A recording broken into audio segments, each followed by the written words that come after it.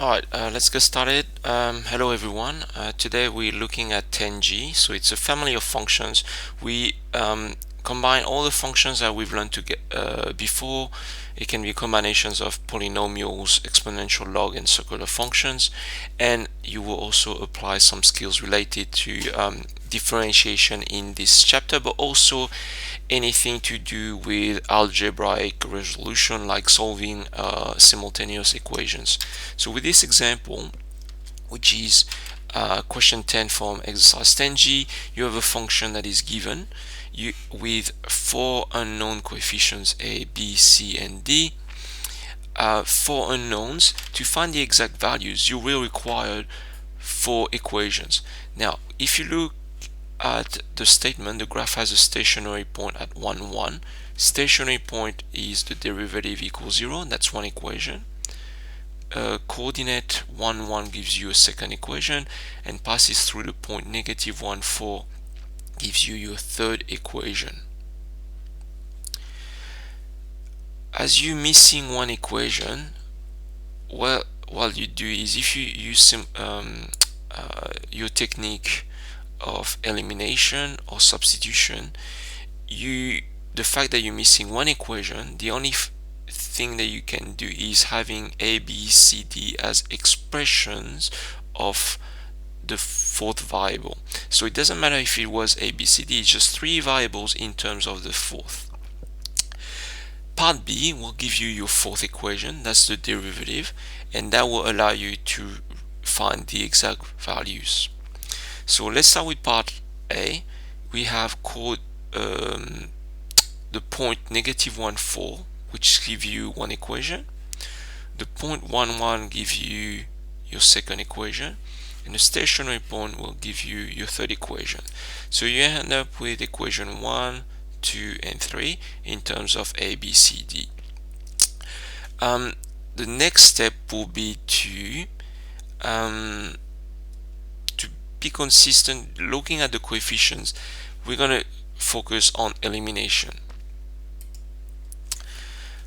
With our three equations, with elimination, what are we targeting? Because we want to express a, b, c, d in terms of d, we do not eliminate d.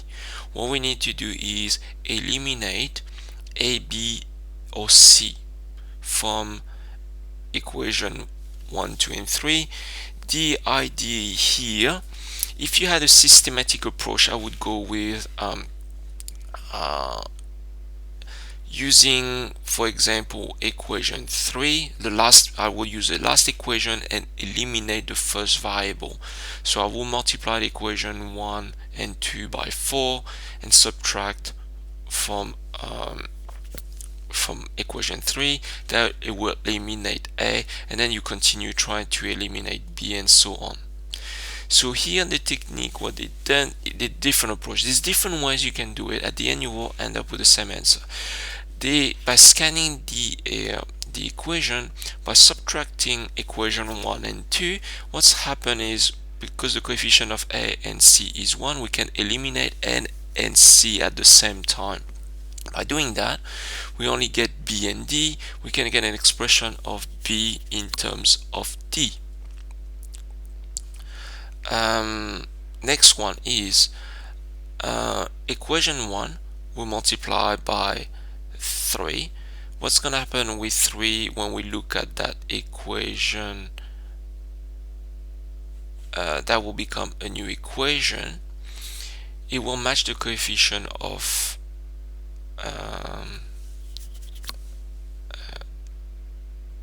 a. Sorry, let's go back. No, sorry, we multiply by 3, so it will match the coefficient of that b will become negative 3. It will match with 3. We eliminate b. So let's do that. We add those. We multiply equation 1 by 3. That gives us the fourth equation. We add it to equation 3. That will eliminate the b term. So we get a new equation in terms of a, c, and d. So the fact that we have eliminate b from equation 3 using equation 1. Now all we need to do in the last stage is using 2 and 3 and eliminate b as well. So we multiply equation 2 by 3, we gives us the fifth equation. We subtract from equation 3, that will cancel out the b terms. That gives us a new equation in terms of a, c, d. Now those two equations 6 and 7, what we can do is eliminate either a on c to get a new expression in terms of d.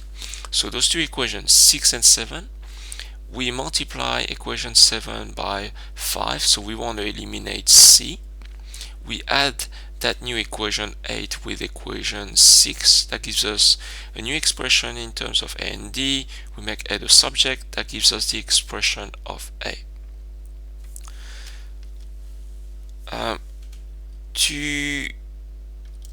Let's not jump. So what we know so far, we have b, the expression of b, we have expression of a. If we use one of the previous equations, so for example equation 7, we have an expression in terms of a, c, d. We know the expression of a in terms of d, we substitute.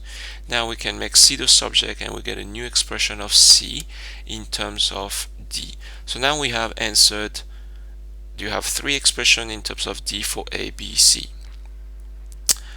With part b, before we do part D, what we can do also is using on the CALS calculator, you write your your 3 equations, you specify the variable that you want to have the answer, so you solve for a, b, c, leaving d out, and the CALS will just write expressions and they are exactly the same. With part B, you know you have a stationary point, so we use the expression of ABC. We use the derivative function. We substitute the expression of ABC into the equation. That gives us a whole expression in terms of D only, as well as x. Now we know the stationary point is at x equals 4. We substitute x by 4. That gives us a whole expression in terms of d that needs to be equal 0. We simplify, rearrange the factorize and make d the subject, and we get 38 over 67.